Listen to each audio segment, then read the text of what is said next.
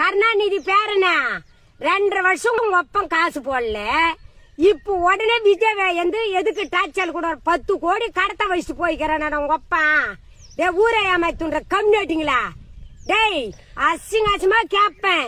இன்னொரு தடவைக்கு அவன் அரசாங்கம் இருக்க சொல்ல போய் விஜய் இருக்க சொல்ல டார்ச்சல் கொடுத்த மக்களே உன்னே இன்னொரு தடிக்கு எத்தனை வாட்டில துண்ணுங்க? நீங்க உங்க கவர்மெண்ட் சொத்த மக்கள் பணத்தை எத்தனை வாட்டி துண்ணுங்க?